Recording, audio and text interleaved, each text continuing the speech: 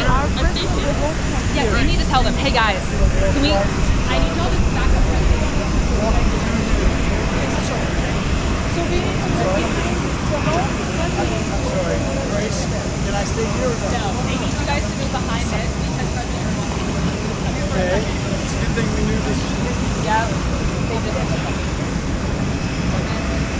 So where do you want us now? Right here. Right here. Oh, hey, buddy. Good. How are you? Right here. We're going to move, once he's out, we're going to move back onto the carpet. So we just, yes. John, we got to come back in here. All right. This fire gets figure out what we're doing. Yes. They just came out, they can come out.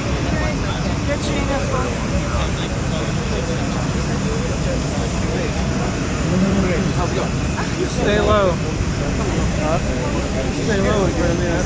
We're going to go back over the carpet. Then you're to kneel on. This guy right here. What? In the door? In the door? Okay. Great. Can we go over there? So, what do you want? Hey, Wayne, can I move it just out of the way of that? And then also their camera on the side. Sorry. Guys, I'm sorry, I did not. She's moving center. Yeah, she's staying here. This is for God. God's is in a second. Once President Erdoğan comes out, we'll move back. Yep. Sorry about the confusion. And then we can go behind the full camera to get there.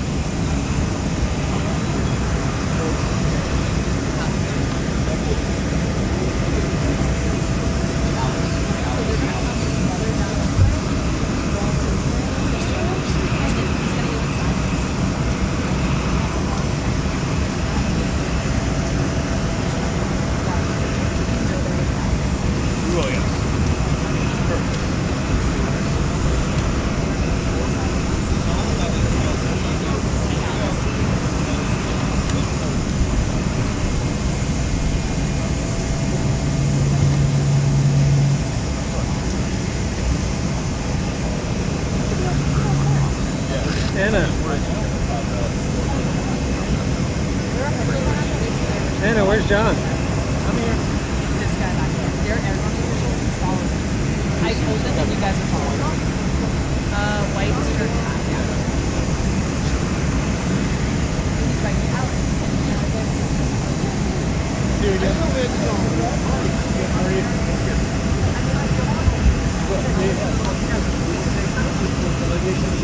Going right out?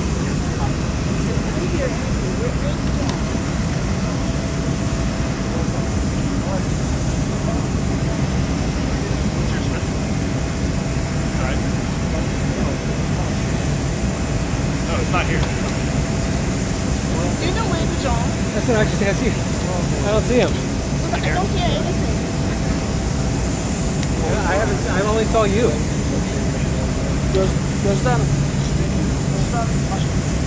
Şurada bir adım geriye gitmelerini rica edebilir miyiz? Bir adım. Çok.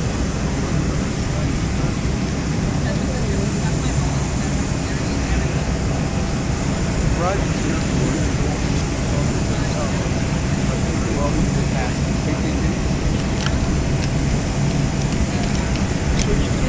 Slide back.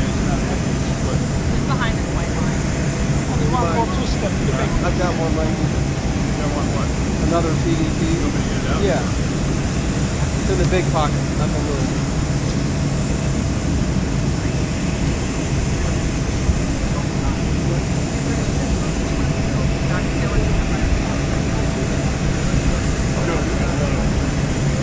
Thanks. This one will reach. I don't hear anything. You're not getting anything? We just want to I don't see him anywhere. you don't mind.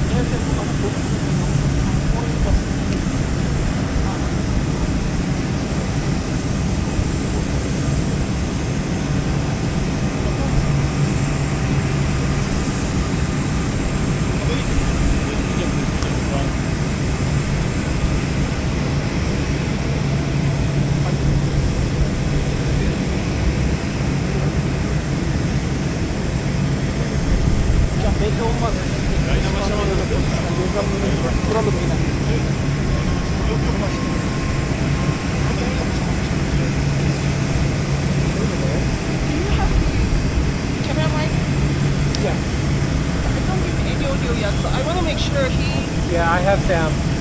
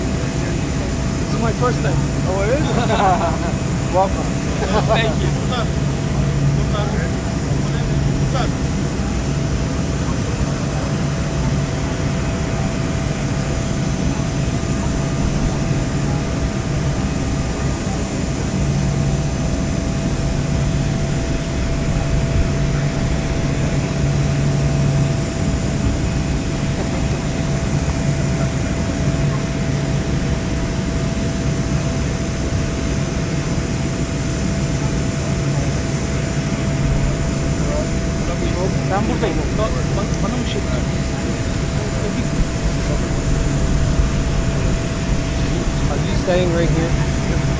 You're right between me and the door.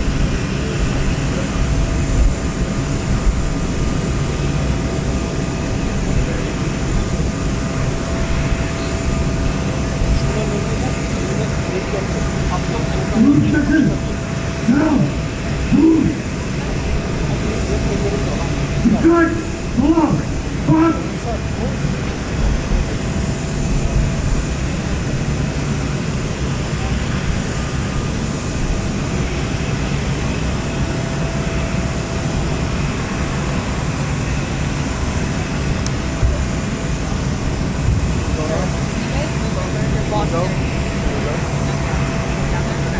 Grace, we are okay. Yes. Coming through.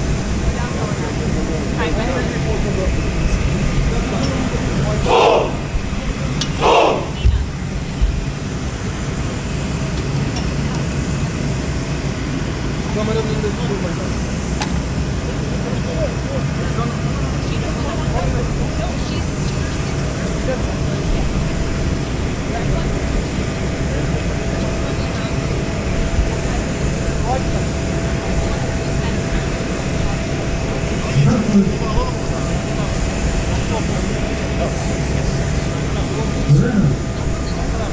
Abi sen de yanaşık mı? Açık kalsın.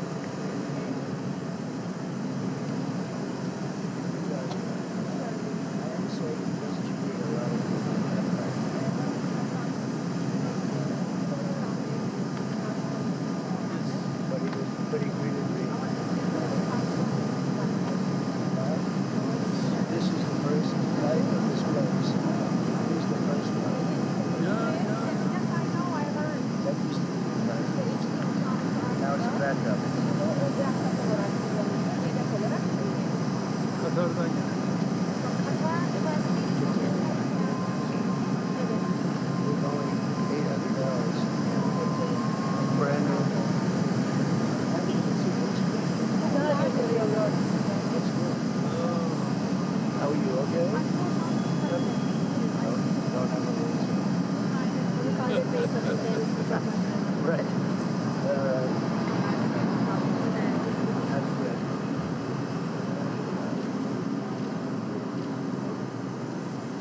Orada kalmak kamera var. Şöyle kenara. Şey var. Kamera var.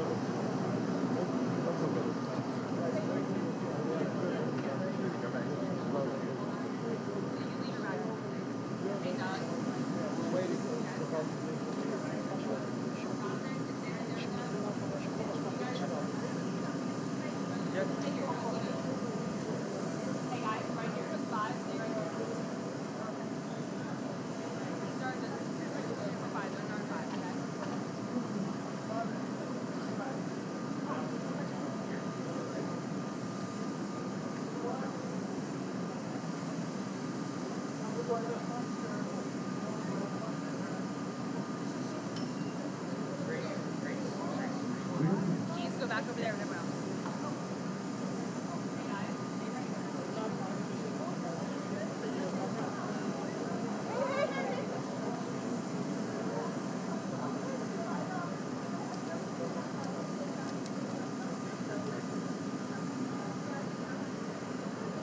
Are you done?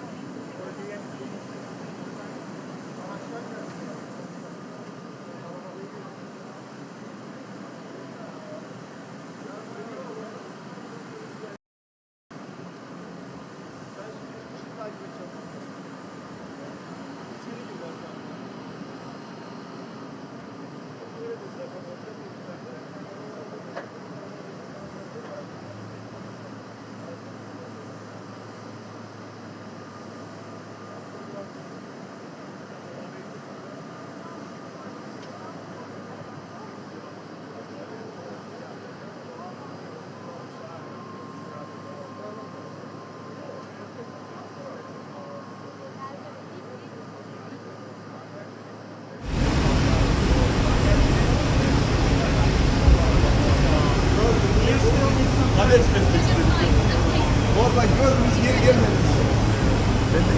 Sor bakayım kaç kişi var? Nasıl abi? Çok iyi yerim var. Vallahi tam önümde dur. Nokta atışı. Mükemmel. İsteseler böyle bir Yok. şey olmaz. Evet. Senin millet önünden geçti. Yayında bir sorun olmadı. Yok. Tam önümüzde durmadı. Tamam. Yeter değil mi? Sen burada kal.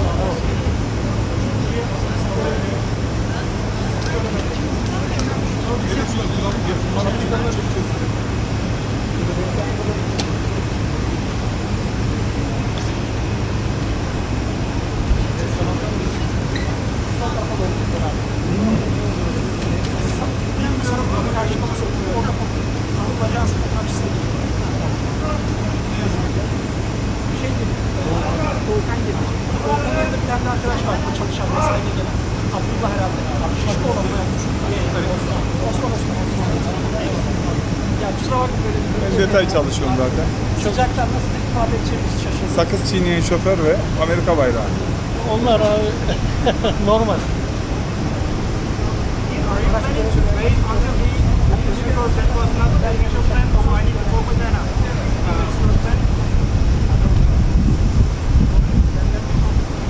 But you prefer to stay, right? Yeah, until he departs.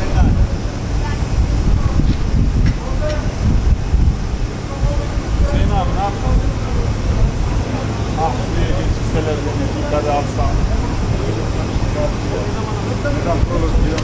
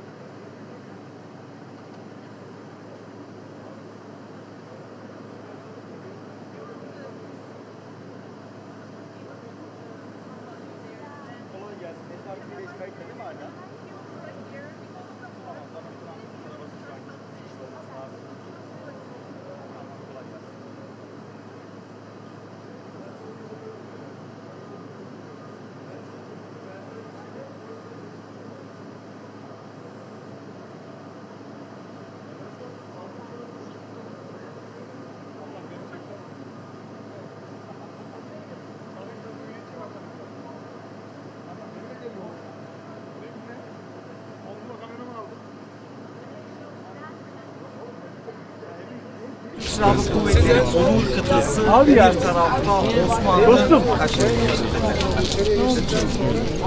Dostum, bir yardımcı olur musun? Şunu arkadaki mikserde en üst kata bir tarafta kabloyu ölçeceğim de oluyor mu olmuyor mu? Bir tarafta Türk rengini temsil eden formalarıyla Türk Silahlı Kuvvetleri Onur kıtası, bir tarafta Osmanlı veteran takımı. Emin, kullanmayacaksan kablonu versene.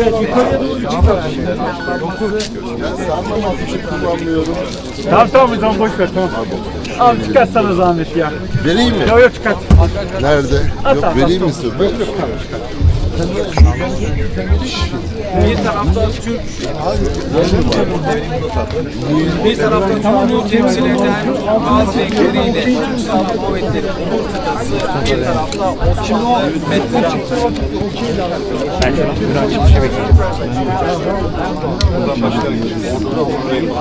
Bir törenle karşılanacak.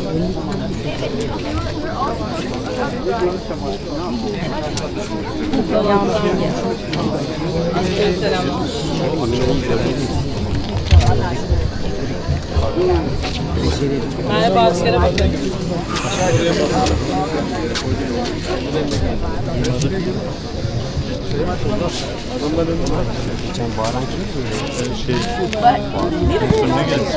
Biri geldi. Dün bayağı bağırdı. Sert bağırdı.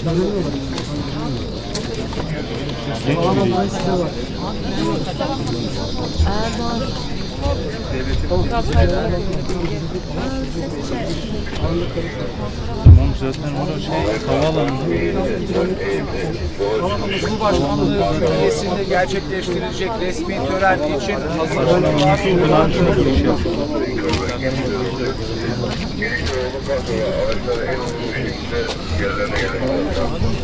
Cumhurbaşkanlığı külliyesinde gerçekleştirilecek resmi tören için hazırlıklar da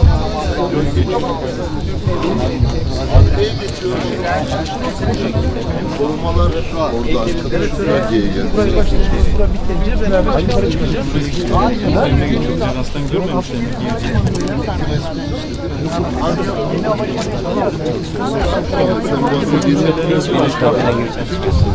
anons çekiyorum şimdi. İşte Türk devletleri var. Kamera ve mikrofonla gelir misin? Ne var sorun? Kamera ve mikrofonla gelir misin? Tripodu getirmene gerek yok. Cumhurbaşkanlığı külliyesinde gerçekleştirilecek resmi tören için hazırlıklar da tamamlandı. Amerika Birleşik Devletleri'nin muazzamlıdan geçecek ve 16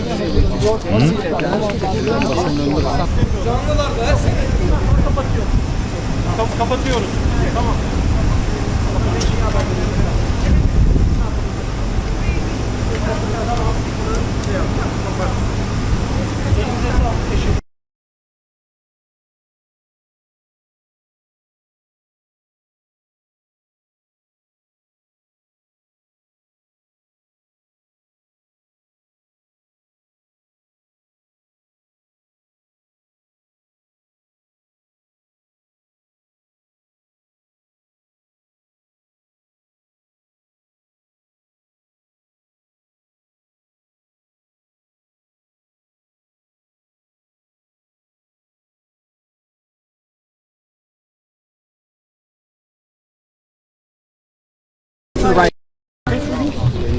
Google's phone. I'll just source it. Rather, you need a translator, I can help. Onlara sordum da. Yanlış anladım. Can I put this in here?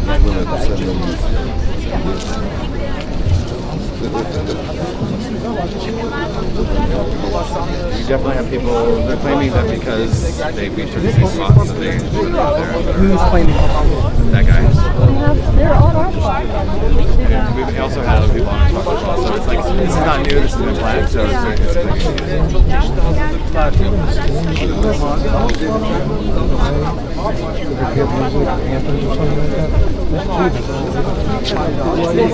Yeah, I know. We didn't know the chip. We didn't know. Niye ayarladım? Ne yapıyorlar? Çağdaş. Gelince başkanlar. I mean, they would have to keep the jib low. Speaker'a kadar şimdi vermiyorlarmış. Buraya belediye çıkmış. Speaker'ın oraya gidip karşıdan Ya muhabbet var.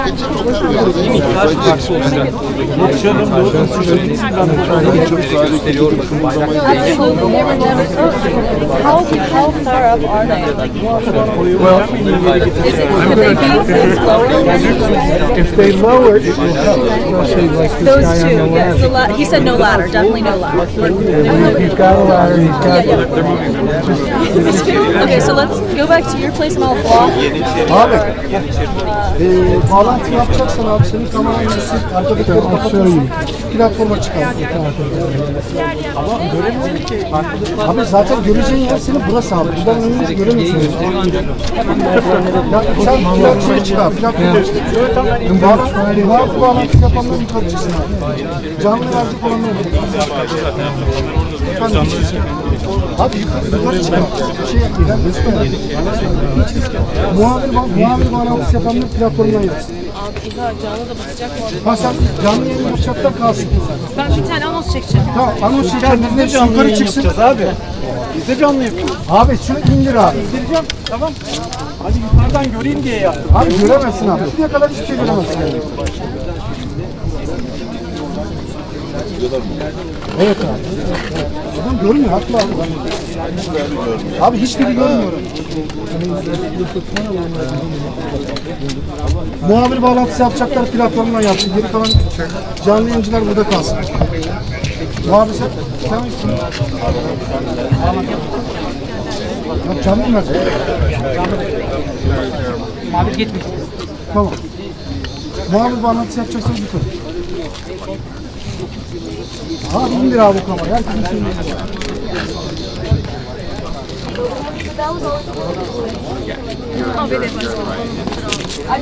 Beştepe'ye gelmesine dakikalar kaldı. Tüm hazırlıklar tamamlandı. Haklı Türkiye'de abi. Abi adamlar haklı yani. Adamlara bir şey demiyor. Yani zaten göremiyoruz. Yani normalde abi siz ilk defa görüyorsunuz bunu. Bunu normalde buradan çekeceksiniz abi. Bizim böyle bir uygulamamız yok abi. Tamam mı? Bizim böyle bir uygulamamız yok. Bizim burada şeyimiz yok abi. Ben de şuradaydım aslında. Bir tek öne git.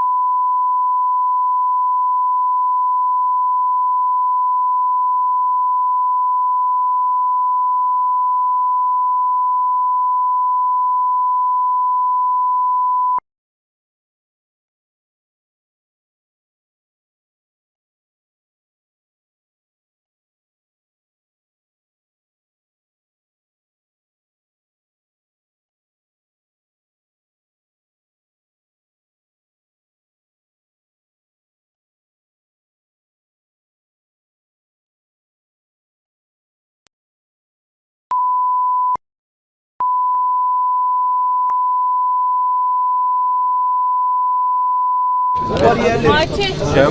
Orada çanta. Tamam abi. birazdan yayın isteyecekler çünkü. Açalım. Bariyerleri çekeceğiz bu tarafa. Bu tarafa gelin abi. Sen de gel. Şu anda geliyorlar. Şuraya. Süreçte sürdürüyor.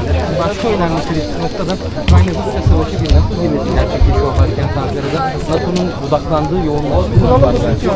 Bu başlık Orhan abi gönderiyor abi. Arkadaşlar, bu bariyerleri buradan alıyoruz. Çanta kimin abi? Asya. Oğlum sen az önce Şöyle çekeceksin. kadını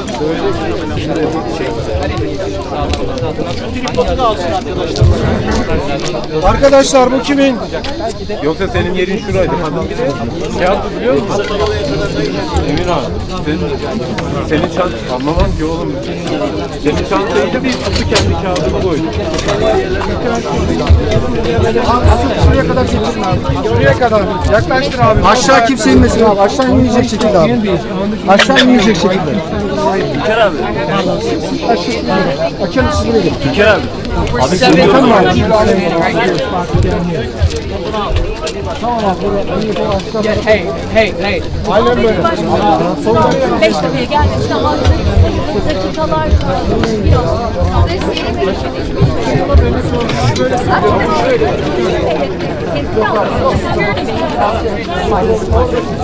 Sığmıyoruz abi, ne yapalım?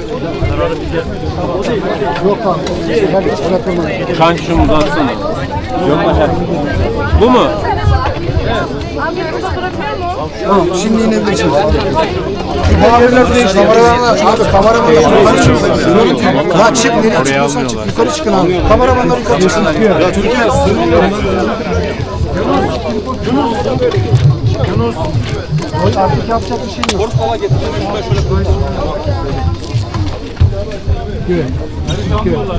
Ya anlamadım ki. Keep holding that spot, guys. Thank you. We're gonna come in through the back. So as long as there's a path clear,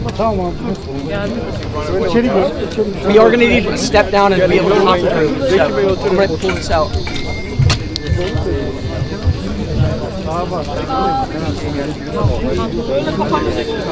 Emrah.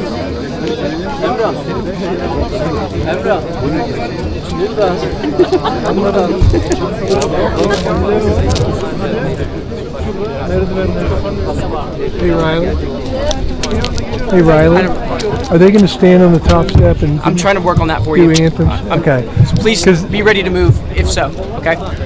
I'm trying to get a final Move to where? top steps. Well, they would probably face out. I would want to be like in the center.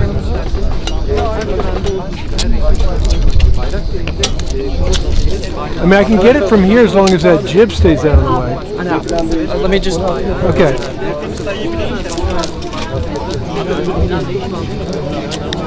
Onu tekrar sorarız.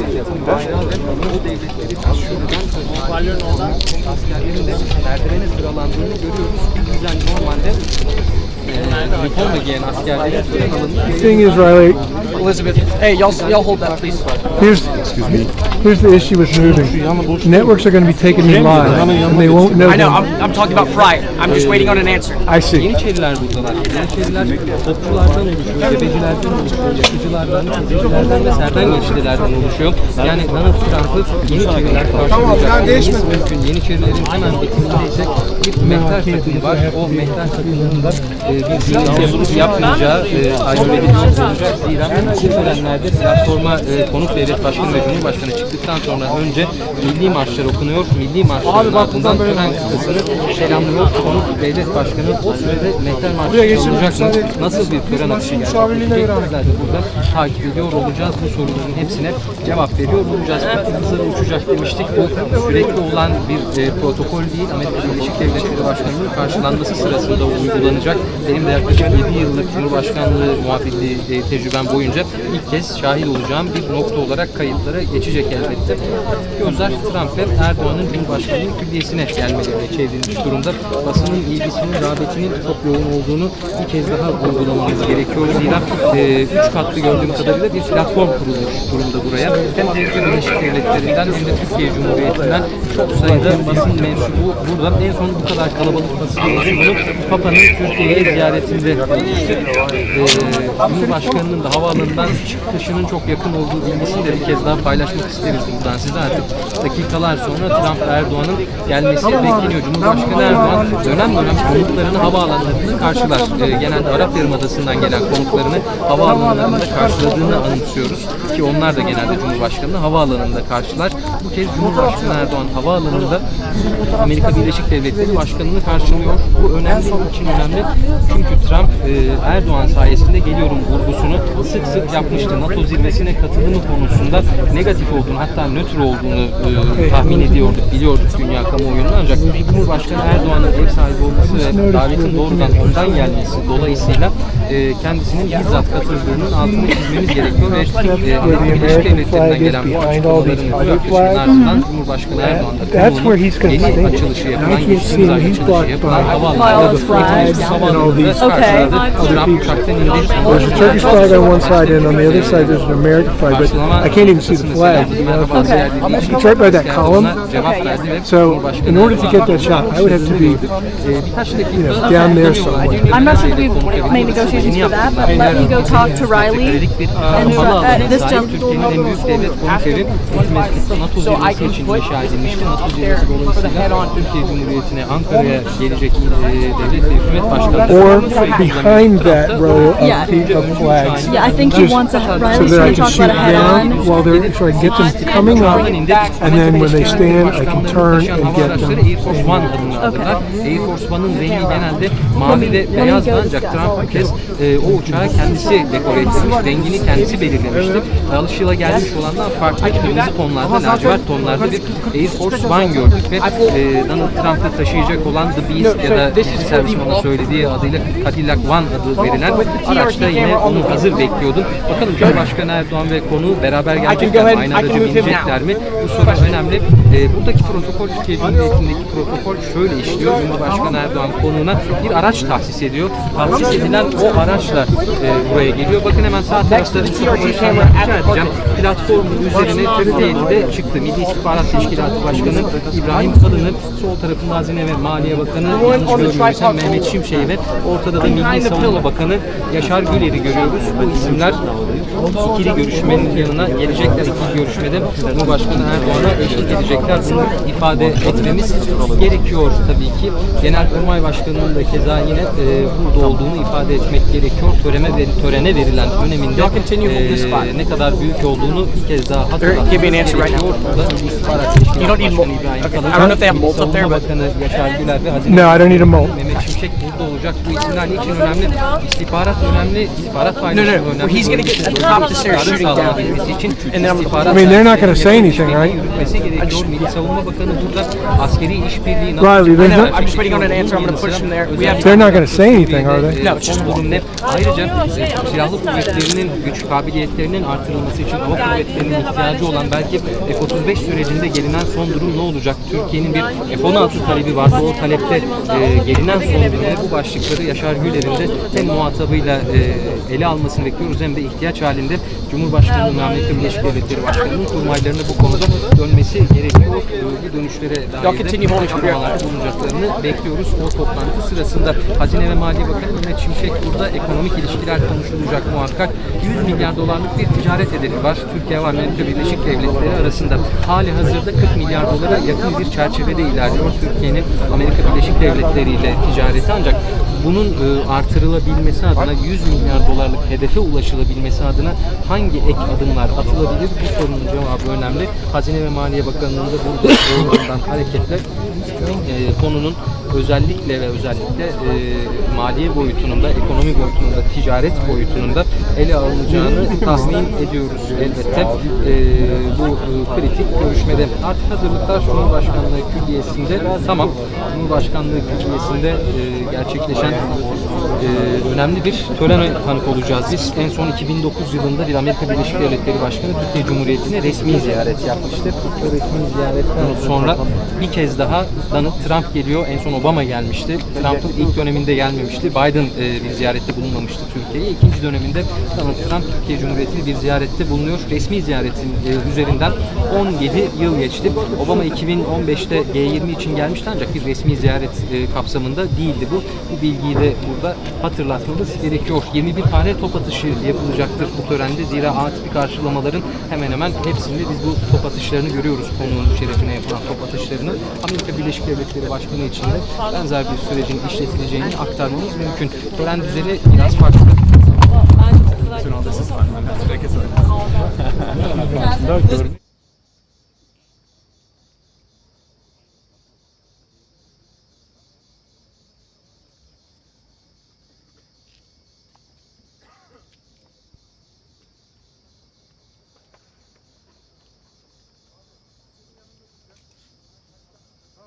hatırladım abi. Senin yanında olacak. Sen kaç dediğinde sana söylüyorsun, bu da çekiliyor abi. So this was part of this is part of the official ceremony. Can you hear me? Do you hear me? Yes. Yeah. And we are just deciding about it right at that moment. So you are new in this movement. So it's extremely important that when this is a TRT host broadcaster, when he moves away, you have to immediately move away. Şuraya gelecek. Will that be when they turn? Tam olarak hangi aşamada kaçacaksınız? Geçtiklerinde biz kaçacağız. Right, Ben haber right. veririm kendisine. Tamam. Kaçaldıkları zaman. The moment they reach the stairs, before coming up the stairs, he'll tell you to move and you guys will Do you hear move. that? Şuraya gelecek. You move I have to here. move the moment they reach the stairs. Yes. Before they take the stairs. Take up the stairs. I have to see them stand at attention and hear the anthem. I have to see that. That is not possible because this is part of the official program and even the host broadcaster won't be here. How about over there? Orada da olamazlar değil mi? No, no way. Çünkü liderler tam burada olacak. Because the leaders will be standing right here. I know, I have to see them somewhere. Eğer biraz geri çekilirse So- kurtarır mı Nereye, tam acaba? nereye istiyor şurada? Şurada tam nereye istiyor? Biraz geri çekilirse kurtarır Şey diyor, mı? Trump'ı milli marşı söylerken görüntüsünü almam lazım diyor. O orada. O burada değil ki. The national anthem will be way there, way back there, not here. They don't stand here? They Burada stand tokalaşma here, var sadece. but they just handshake here. O tarafa I dönecekler. have to Every see that. handshake. I have to Onu see- görmem gerekir diyor. Tokalaşmayın mı? Tokalaşmayın. O zaman aşağı.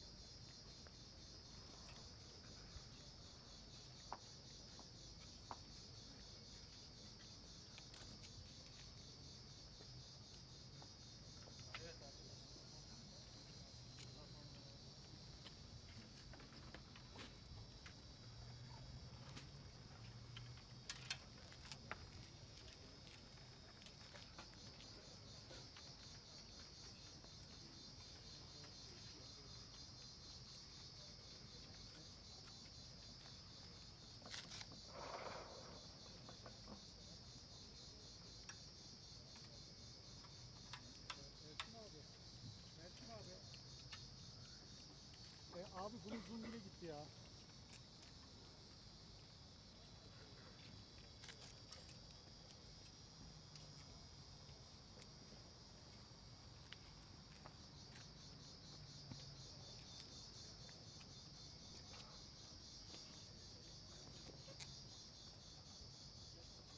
Aldım abi. Nasıl olmuyor?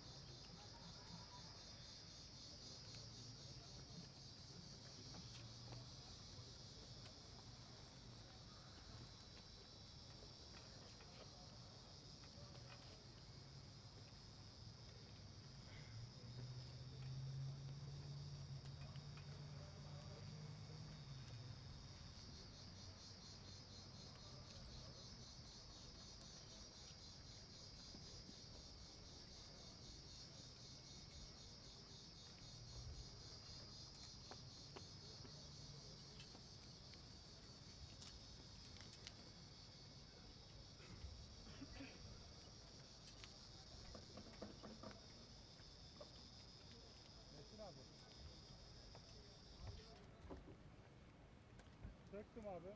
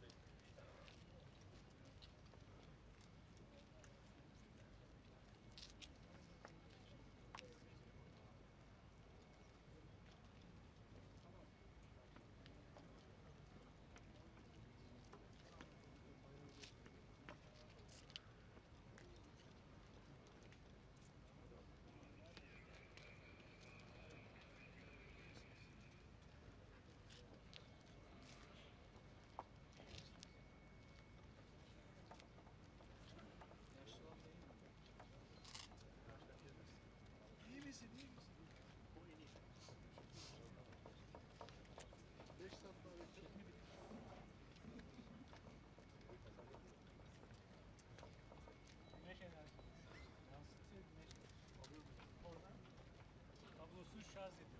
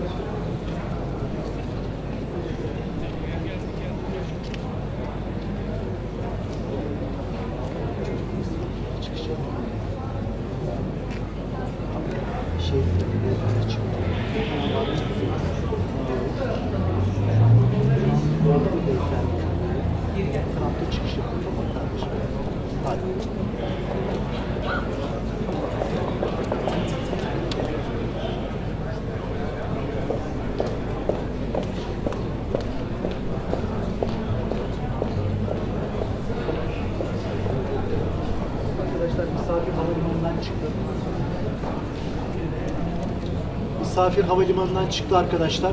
Az bir süre kaldı.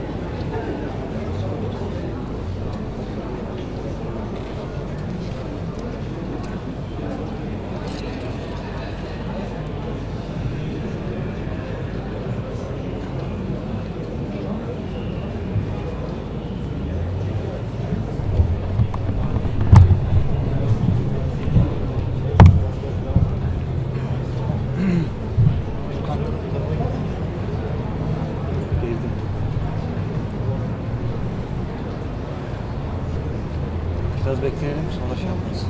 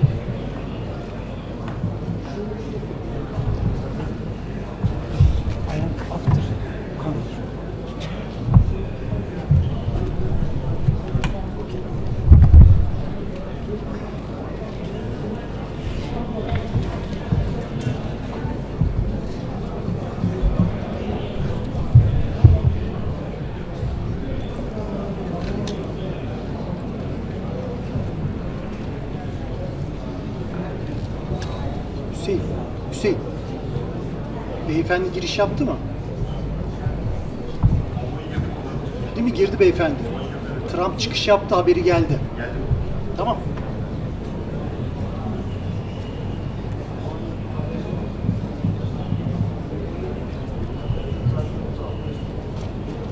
Şaşıracağız. Yoksa yarım dikkatli olun.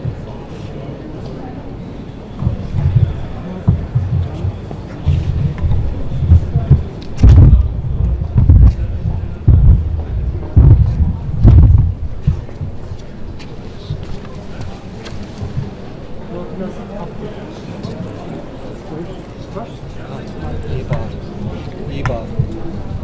İkinci hala. İkinci halada indiriyoruz. Bastım indirelim. Alta geçelim. Bence.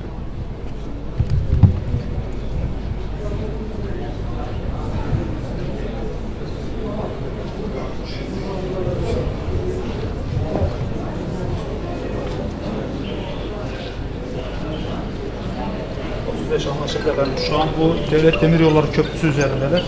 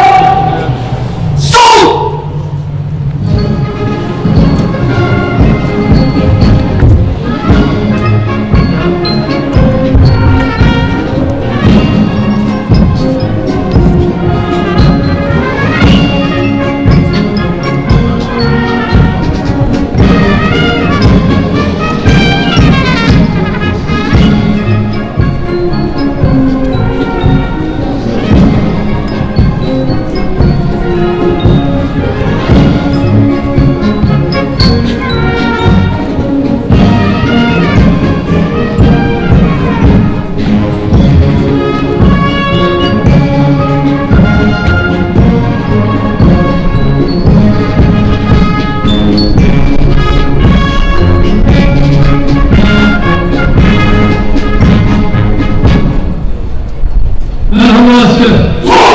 Nasılsınız? Sizler de sağ olun.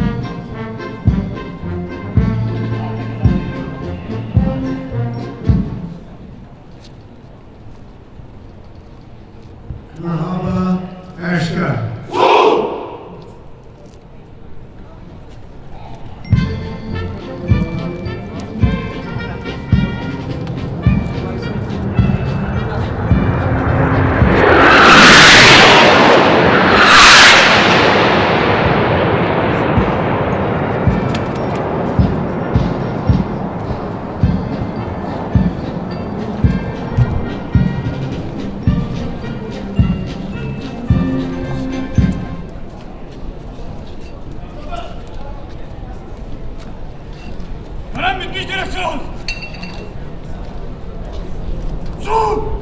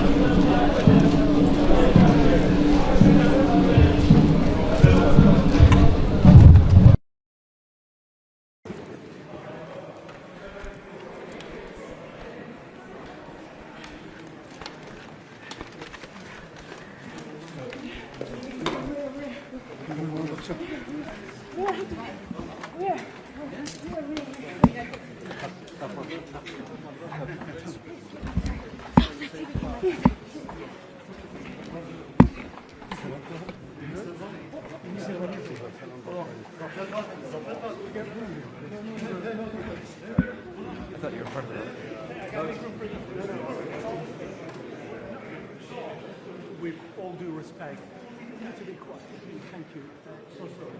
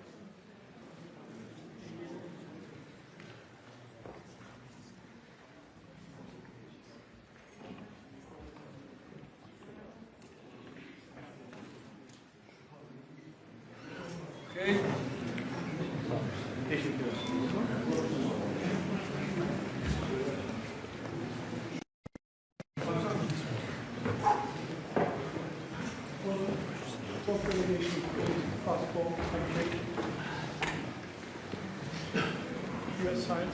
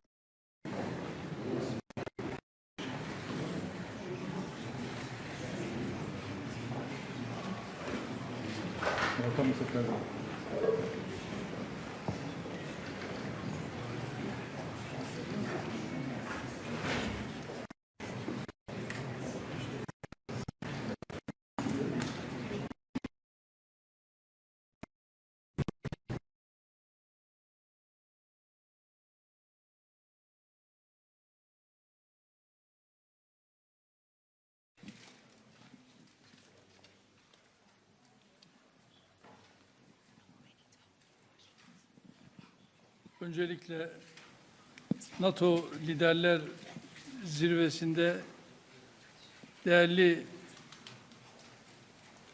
dostumla Ankara'da bir arada olmak bizlere ayrı bir güç katmıştır. Kendilerine hoş geldiniz diyorum. First here on the occasion of the NATO summit, I would like to welcome my valuable friend, Mr. President Trump, who has participated here today with us and added strength to the summit that we are convening for. Ve bu ziyaretin ne kadar önemli olduğunu özellikle ifade etmek istiyorum. And I would like to express how important this summit is that we are here gathering for. NATO Liderler Zirvesi'nin bugün Ankara'da yapılıyor olması ve tüm liderlerin şu anda ülkemizde bir araya gelmesi, yarın değerli dostum Sayın Trump'la birlikte olması bizlere ayrı bir güç katacaktır. The fact that we are convening here today for the NATO Ankara summit and that all the leaders are arriving and have with the presence of President Trump, which will be adding might and strength to our summit. Kendilerine tekrar hoş geldiniz diyorum. Once again, I would like to say welcome, Mr. President. Well, I want to thank you very much. As everybody knows, it's been very much reported. We are great friends. The President has done an incredible job just landing at the airport, to see such a beautiful airport and to have a building named after me. I was very happy about that. That was very nice. The airport is absolutely beautiful. The roads coming in were brand new and beautiful. And you've been a great leader and a respected leader all over the world. And we really do. We've had right from the beginning good chemistry. We've had a very special relationship. Turkey has become, under the president, a very powerful country militarily. People don't know how powerful, actually. They have a lot of our equipment, and they have a lot of great soldiers, and they're really somebody to be reckoned with. And the nice part is that because of the relationship that we have, it's all gone very well.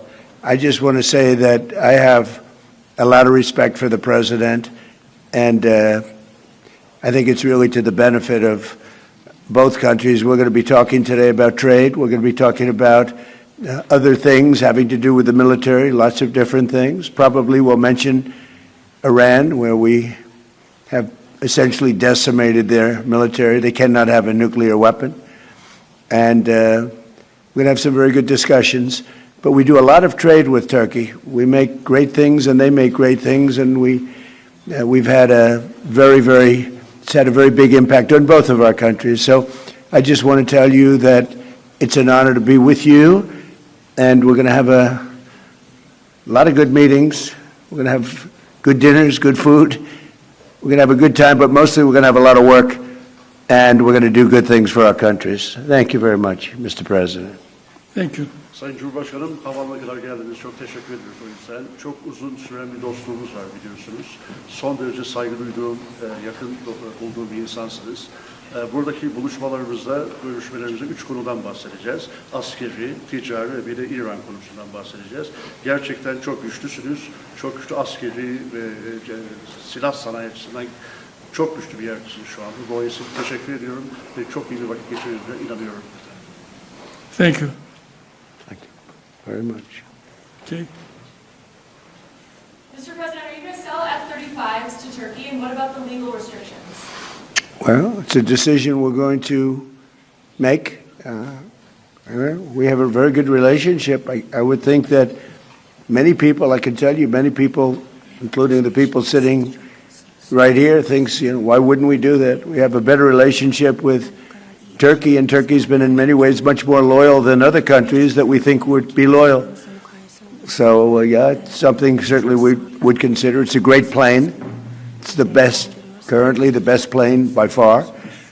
And it's certainly something we will consider, yeah. Yes, Daniel, please.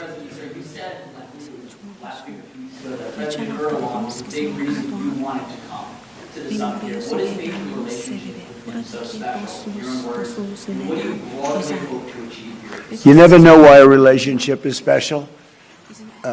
Some people you get along with, and some people you don't.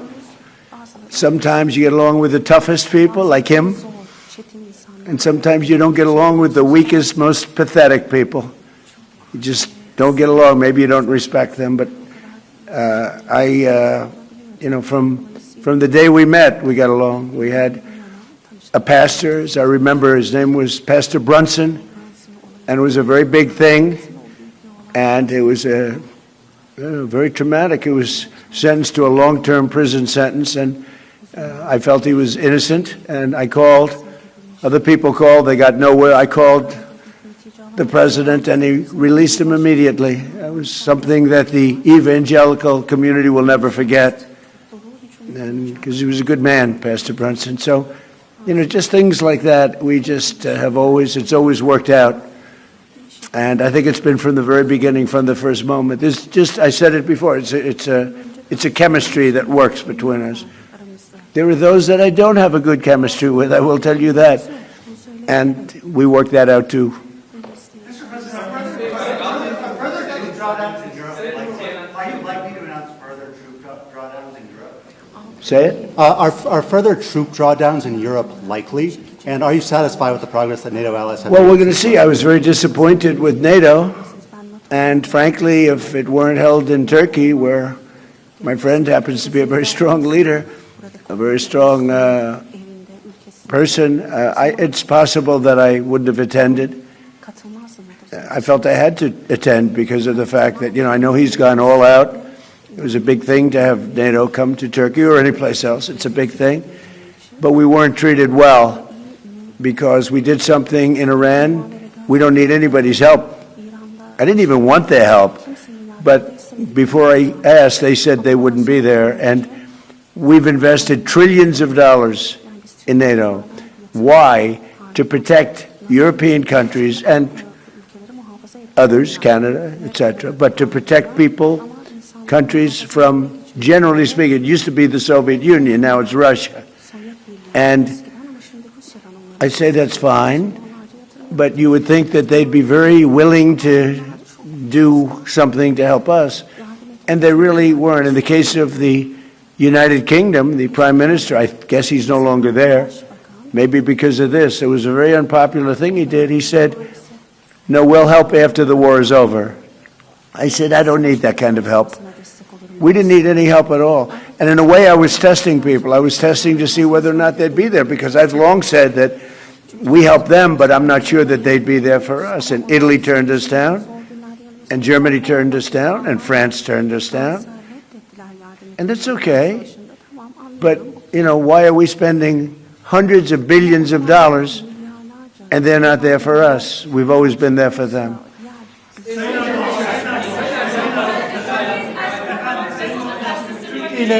Türkiye ile Suriye arasında Türkiye'de efendim. İran'daki savaşın sona erdirilmesi için oldukça çaba sarf ettiniz. Müzakere süreci devam ediyor ancak nihai bir anlaşma noktasına gelinmiş değil. Bundan sonraki süreçte Türkiye nasıl adımlar atacak İran ve ABD arasındaki müzakere sürecinin olumlu bir şekilde neticelenmesi için?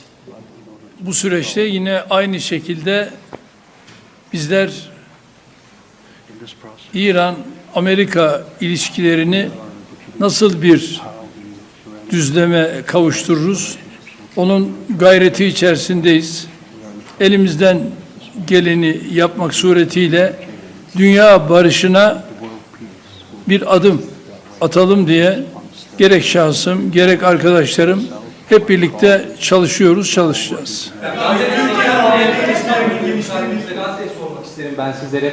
80 bine yakın insan hayatını kaybetti Gazze'de. Çok büyük de bir yıkım var.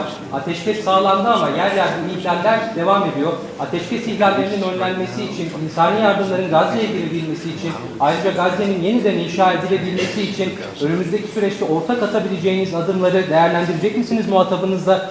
Müsaade buyururlarsa kendisinin de bu konudaki fikirlerini almak isteriz. Teşekkür ederiz efendim. Özellikle Gazze konusunda tabii değerli dostumla bunları da konuşarak özellikle bu bölgedeki barışı sağlama için bu liderler zirvesini çok önemsiyoruz ve bu liderler zirvesinden aynı şekilde bir kararın çıkmasını da hayra yorumluyoruz ve bunun olabileceğine de ben ihtimal veriyorum. Efendim, Türkiye-ABD ilişkilerinin geliştiği bir dönemi gözlemliyoruz. 2025 yılında, geçen yıl Amerika Birleşik Devletleri'ne yaptığınız ziyarette önemli ticari anlaşmalar da imzalandı. Suriye konusunda Türkiye'nin önemli bir aktör olduğunu söylemişti Sayın ABD Başkanı.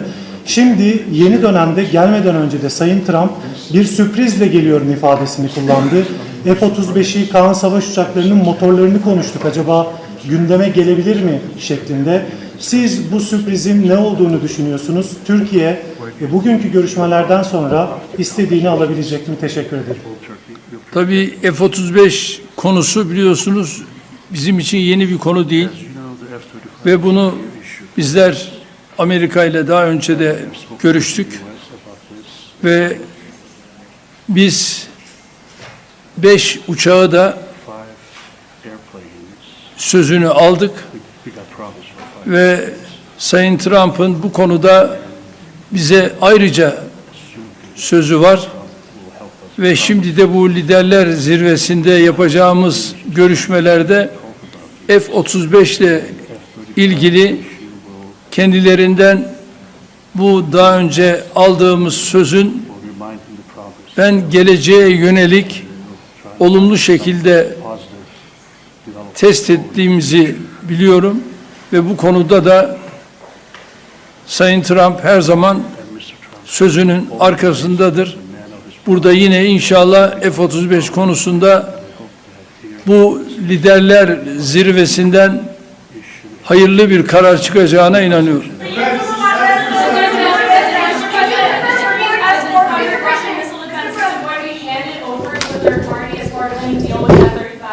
What does that mean? Is it going to be handed over to a third party? Is that not part of the deal? Third party? What is the third, with respect to what? There's our concerns about the Russian missile defense system. Do you have those concerns about this system? Are they going I to have no concerns at all about anything. I mean, he's a leader of a country that he's made a much better country, much more powerful country, and you see it. I mean, it's beautiful. You get off, the roads are beautiful. It's an amazing thing. Now, I have no concerns about anything having to do with Turkey. The relationship, I would say the relationship with Turkey right now is better probably than it's ever been. It was good in my first 4 years, but I think now it's probably even better than that, if that's possible.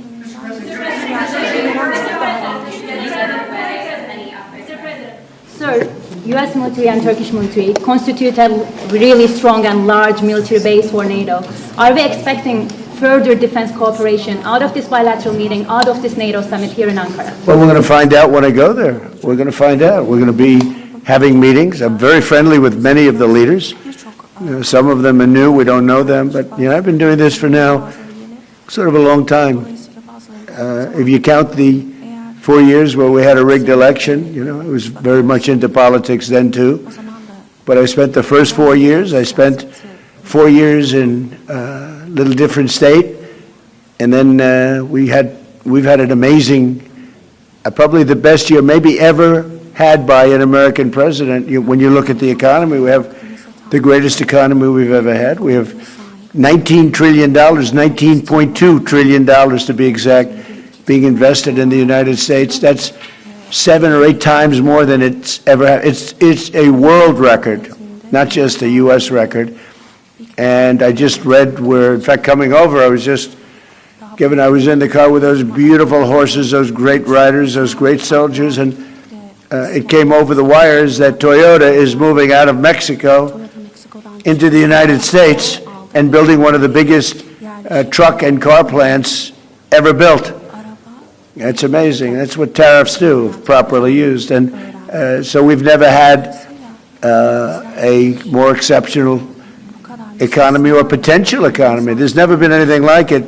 Under the last administration, they did much less than $1 trillion of investment coming in. And we're at 19.2 trillion in actually the first 12 months, because that's where it's, you know, really, so we're there a year and a half, so that number is now substantially higher. But 19.2 trillion, Scott, for a period of 12 months. Nobody's ever seen anything like that. So we have by far the greatest economy. We have more jobs right now in the United States than ever before. And we have a great relationship with some countries on trade, and Turkey happens to be one of them. Sayın Cumhurbaşkanım, siz her fırsatta dünya 5'ten büyüktür, daha adil bir dünya görüşünü tutuyorsunuz. Bugün konuğumuz Sayın Trump, ABD Başkanı, onun da zaman zaman küresel sistemin mevcut durumuna ilişkin eleştirilerini biliyoruz. NATO'nun 2 en büyük askeri gücü olarak bu noktada, bu eleştiriler doğrultusunda ortak bir adım, ortak bir girişimde bulunması önümüzdeki süreçte söz konusu olabilir mi? NATO'da 2 önemli ülke olarak gerek Amerika gerekse Türkiye, bizler bu liderler zirvesinden de dayanışma içerisinde güçlü bir çıkışı sağlayacağız ve bunu da başaracağımıza inanıyorum. Sayın Cumhurbaşkanı 24 Şubat Yağmur Yıldız, Rusya-Ukrayna savaşı konusunda savaşın başından bu yana ara buluculuk tesis ettiğiniz, 2 ülkenin Dışişleri Bakanlarını Antalya Diplomasi Forumu'nda bir araya getirdiniz. İstanbul'da çok önemli müzakereler yürüttünüz. Bu zirve kapsamında da Sayın Trump'ın Sayın Zelenski ile görüşeceğini biliyoruz. Nihai aşama olarak hangi noktadayız? Savaşın sonlanması konusundaki gidişata ilişkin değerlendirmeniz nedir? Teşekkürler. Antalya Diplomasi Forumu'nda Dışişleri Bakanlarımız bir araya geldiler. İstanbul müzakere sürecini de... Is that for me? Are you asking me or are you asking the president? The president, yes. Biz Rusya-Ukrayna arasındaki bu gelişmeleri de yine değerli dostumla burada paylaşacağız, görüşeceğiz ve ona göre de adımlarımızı atacağız. Televizyon kanalından Hatice Kübra Bal. Benim sorum da aslında az önce biraz yanıtladınız ama Türkiye'nin 5. nesil uçağı Kaan motorları için F-110 motorlarından söz edeceğiz. Aynı zamanda kassa yaptırımları ve bu bağlamda da F-35 alımı ile ilgili aslında bu görüşmeden bir somut sonuç bekleyebilir miyiz? Onu merak ediyoruz. Ben bunu daha önce değerli dostumla görüştüm ve Kaan'la ilgili onun motorları noktasında bu liderler zirvesinde bu görüşmeyi değerli dostumla tekrar bir araya geldik.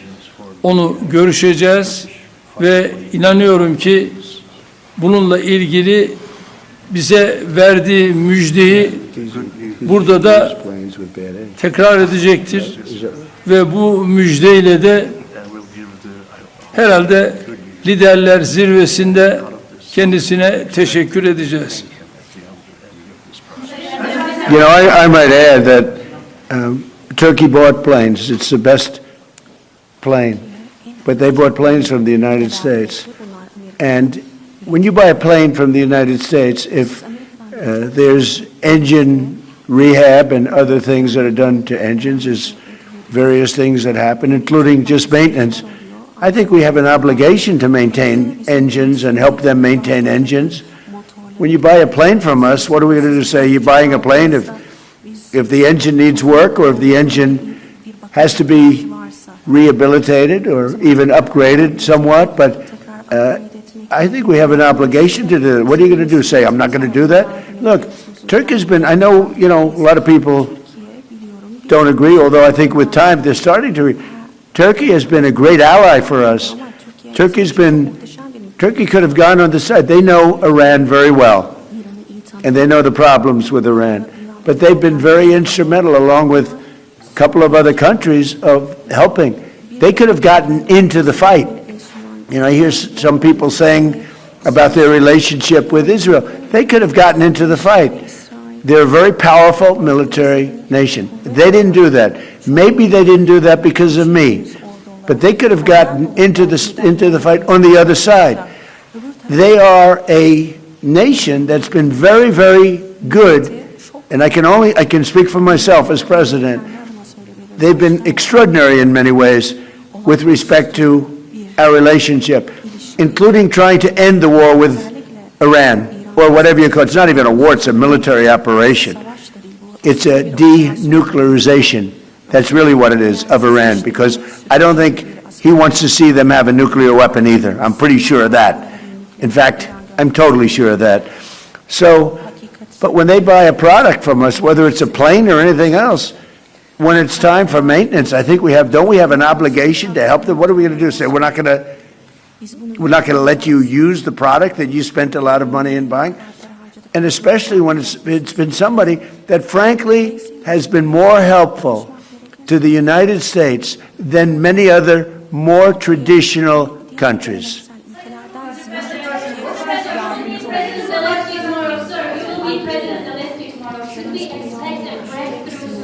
I do. I had a very good talk with President Putin, who, by the way, has a lot of respect for President Erdoğan, a lot of respect for him. We had a long talk yesterday. It lasted a long time, and I also spoke with President Zelenski right after that. I think they both want to make a deal. It's too bad it took so long, but I think there's going to be something's going to come out, and the president's also helping us with that. But I think there's something. You know, I settled 8 wars, and I think we're going to be settling a 9th. It doesn't seem likely now, but sometimes with war, I see when it's least likely, that's when it happens. I had a very good talk with President Putin. I had a very good talk with, I would say, as a combination. A lot of times I'd do well with Putin and Zelensky would be a problem, or vice versa. Zelensky would be great and Putin would be. They both want to get it settled now. More than that, that's all I do in my life is deals. I know deals. And I think they are going to, I think we're going to get it settled, hopefully soon. Last month, 35,000, mostly soldiers, died. The month before that, it was 24,000. The month before that, it was 27,000. And the month before that, it was 29,000. But last month, it was 35,000 young soldiers, mostly soldiers, died. And that's crazy.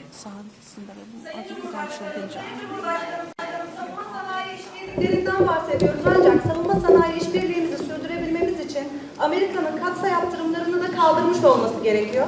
Sayın Büyükelçi Barak burada kendisinin bu konuda aslında mesajları da oldu geçtiğimiz aylarda. Sayın Başkan'ın da bu konuda olumlu düşündüğünü biliyoruz. Hem ticaret hacmi hedefine ulaşmak hem de NATO zirvesinde burada Sayın Trump gelmeden önce de açıkladılar. Aslında Türkiye'nin hatırıyla zirveye katıldığını da açıkladılar ama aynı zamanda katsa yaptırımlarının Türkiye'ye uygulanıyor olmasının bir tezat olduğu düşünülüyor. Bu noktada bu görüşmede artık somut bir netice alınabilir mi? Ayrıca siz bunu gündeme taşıyacaksınızdır. Muhtemelen Sayın Başkan'ın da bu konudaki düşünceleri de alabilirsem mutlu olurum. Teşekkür ediyorum. I can tell you, we're going to be taking the sanctions off. Okay? I don't want him to waste his time answering that question because we're working very closely with Marco Rubio, a very famous man, great Secretary of State, and with Scott Bessent, and with Pete and everybody else. We're going to be taking the sanctions off. It's time to do that. Okay? We don't want to sanction friends. It's very simple.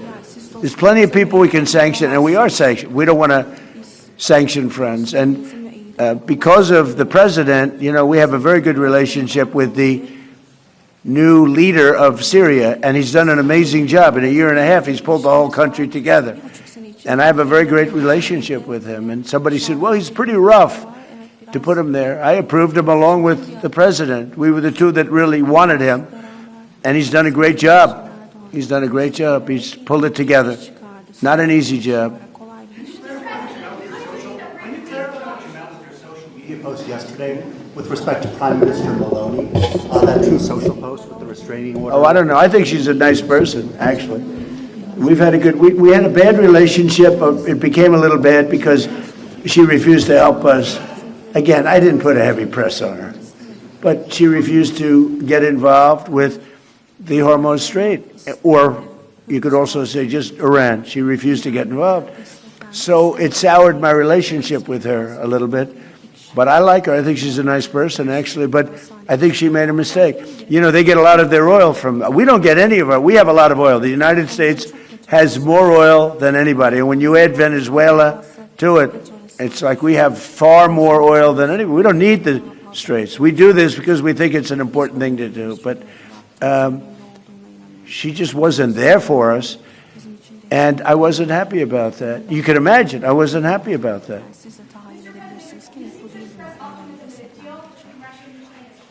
Why do you think that? What conditions have changed? Did Putin seem... About with what? Russia-Ukraine. Did Putin seem open to any concessions that he Never had? changed. I just don't want him killing people. You know, it doesn't affect the United States. When Biden was here, he gave them hundreds of billions of dollars worth of equipment. Now I sell the equipment for, you know, fair price, the full price. And I sell it not to Ukraine, I sell it to the European Union. They pay us. But with me, it's not anything to do other than I'd like to save lives.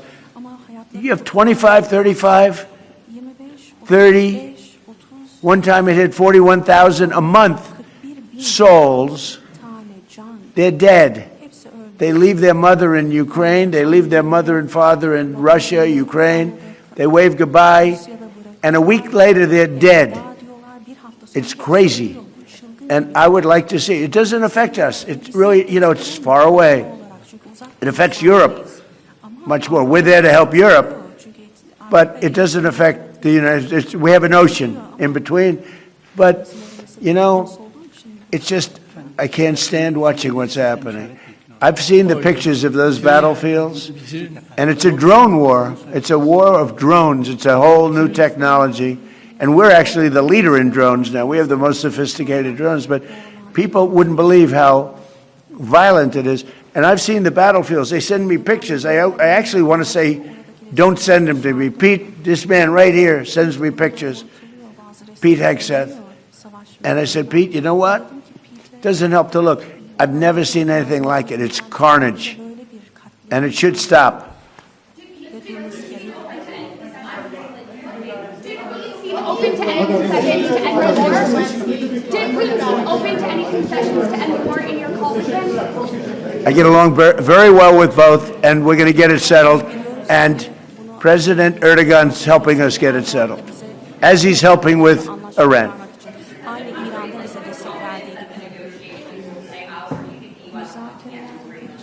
With respect to what?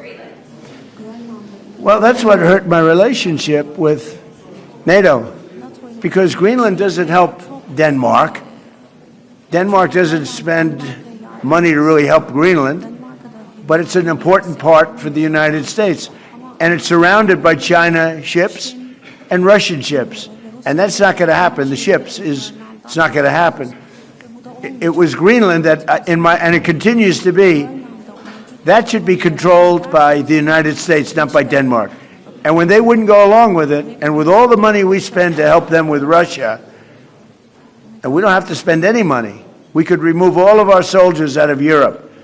Because as you probably noticed, Europe's a very different place than it was 20 years ago. A lot different, much different. It's a much different, and they better be careful with immigration and energy. If they're not careful with those two things, you're not going to have a Europe anymore. Okay, thank you very much, everybody. Değerli arkadaşlar,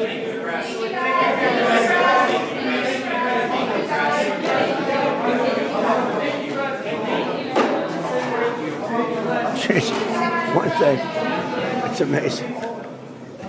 It's amazing. Harika gerçekten. İnanılmaz bir şey yani.